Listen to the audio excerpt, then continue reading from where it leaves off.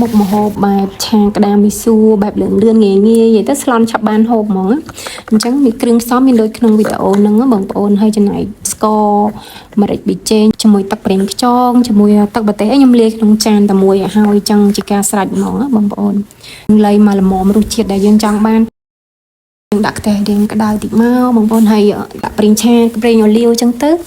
ជាមួយដាក់អំប៉ងខ្ទឹមឲ្យយើងឲ្យរៀងឈ្ងុយរៀងក្រៀមចាំយើងចាក់ក្តាមហើយក្តាមហ្នឹងយើងរៀង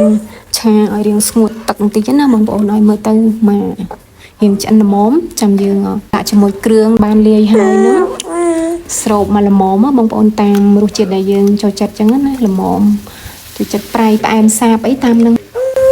បន្ទាប់ពីយើងរំលែងក្តាមមកយើងឲ្យចូលជាតិតិចមកត្រង់ចំណុចនេះបងប្អូនខ្ញុំផ្លិចជាមួយផ្សិតហើយនឹងបកាក្រៀមជាមួយនឹងយូហឺអញ្ចឹងដាក់ជាមួយក្តាមឲ្យហើយមុនទៅ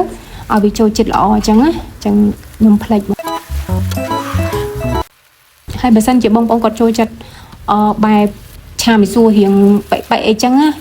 គាត់អាចប្រើទឹកឲ្យរៀងច្រើនតិចមកតែខ្ញុំអត់ចូលចិត្តទេខ្ញុំចង់បានបែបស្ងួតចឹងបងប្អូនឆាមីស៊ូមកទៅឲ្យរៀងស្ងួត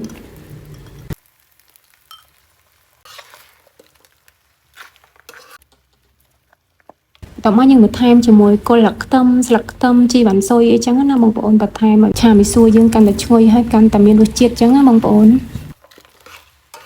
ឆាក្តាមមីស៊ូរបស់នាងខ្ញុំគឺងាយរួចរាល់ហើយបងប្អូនកាត់កាន់ដឹងថាត្រូវតាមក្បួនខ្នាតអត់ទេប៉ុន្តែលឿនឆាប់បានហូបចឹងណា